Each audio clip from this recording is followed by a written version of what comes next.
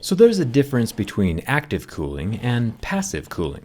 Passive cooling is what we normally see inside of smartphones, like copper heat pipes or thermal paste, stuff that just allows the heat to flow or passively transfer from one place to another. Active cooling systems, on the other hand, use energy to cool something down. This BlackShark 3 Pro gaming phone supposedly has quite a bit of both, and I think we should test them out. Let's get started.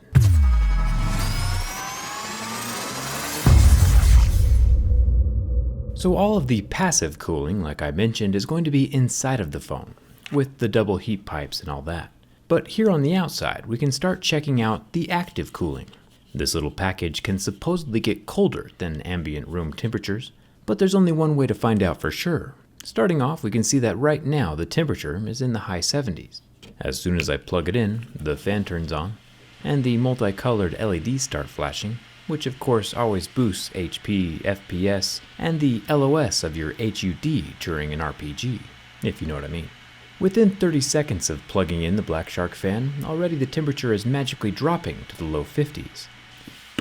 I'll set it down for a second, let it cool off some more, and we can check out the other cool thing about this phone.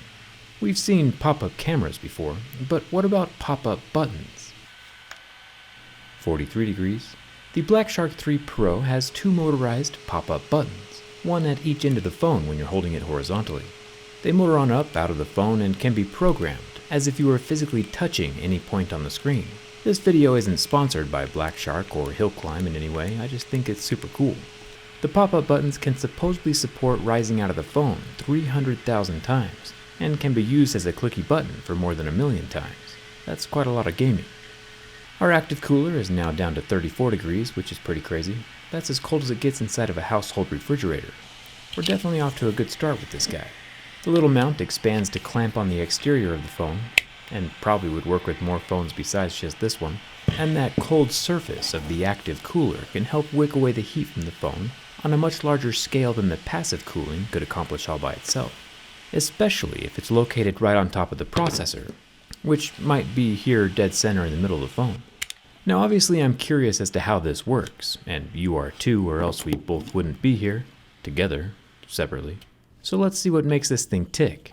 There are 3 screws inside of the fan, and then another 2 screws on both sides next to the expandable legs. There's a super thin rubber coating glued down over the massive copper heatsink, probably to protect the glass of the phone as they're clamped together. So far I'm pretty impressed with this thing. It's definitely not designed to come apart, but after a little aggressive persuasion, we can finally see the insides. A large slab of copper with the temperature sensor on top.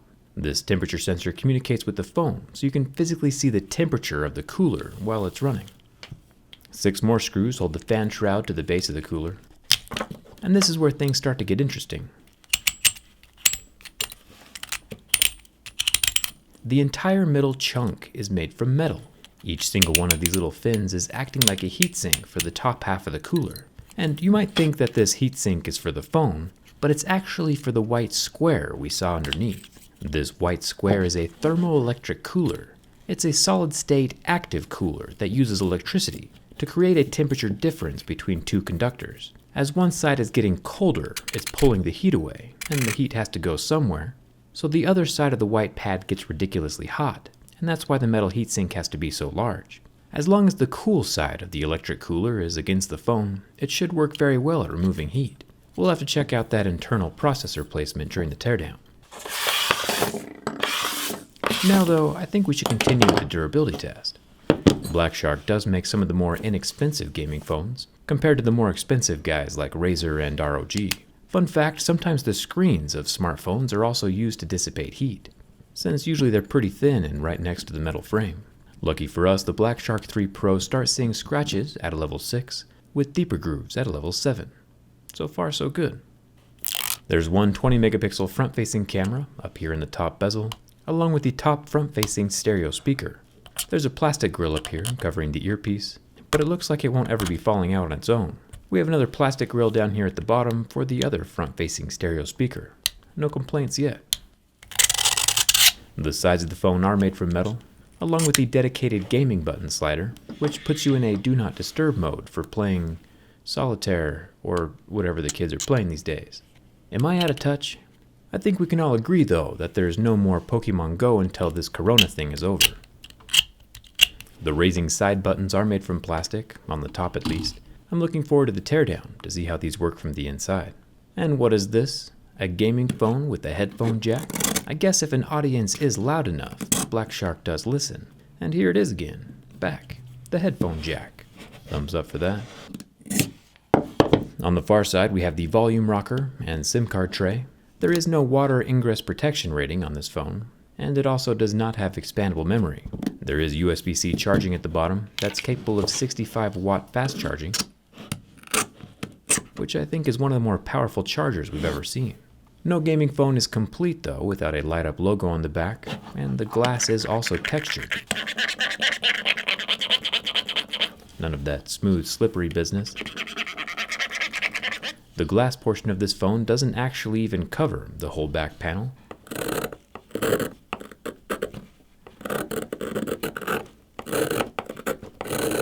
There are 3 sections of glass, bracketed by portions of metal frame.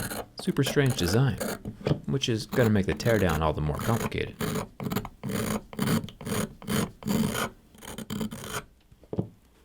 The top triangular piece of glass here has 3 cameras inside, a 64-megapixel main camera, a 13-megapixel ultra-wide, and a 5-megapixel depth camera. Personally, I would have exchanged that depth camera for a telephoto, but that's just me. There's only one flash. Then down here at the bottom we have an attachment point for accessories, like a magnetic wireless charger. Now, normally I do a fingerprint scanner scratch test to make sure the fingerprint scanner can handle a bit of abuse. But with this BlackShark 3 Pro, I would almost be finished registering my fingerprint, and then it would quit. And this happened 3 times in a row. So at least on my unit, the optical underscreen fingerprint scanner is unreliable, even without any damage done to the surface of the glass. Now the BlackShark 3 Pro is a pretty big phone. It's got a 7.1-inch 1440p AMOLED display with a 90 Hz refresh rate, which is quite a bit faster than a normal non-gaming phone. It makes calculating those Angry Bird trajectories all the quicker. Once again, I am unsure as to what games kids are playing these days. The screen did last about 30 seconds under the heat from my lighter and then did not recover. There is now a permanent white mark in the center of the screen. So if you're ever sanitizing your phone, you're fine to use alcohol wipes or Clorox wipes, but definitely not flame. It took us 6 years and hundreds of phones and a worldwide pandemic, but we finally, almost, found a reason for the burn test. And now for the bend test. I would guess that gaming phones probably get abused a bit more than regular smartphones, but no matter what direction pressure gets applied to this phone, from the front or the back, it remains solid. Probably in large part thanks to that massive metal structure across the backside. I'm pretty impressed. This phone has a lot of things going for it. Unsure if they will ever be sold here in the United States, but that active cooling system and motorized buttons are just icing on the cake for an already pretty cool smartphone. It'll be fun to see what BlackShark comes up with again next year. What do you think the ultimate gaming smartphone should have? Let me know down in the comments. Hit that subscribe button if you haven't already so you don't miss the teardown. And come be socially distant with me on Instagram and Twitter. Thanks a ton for watching. I'll see you around.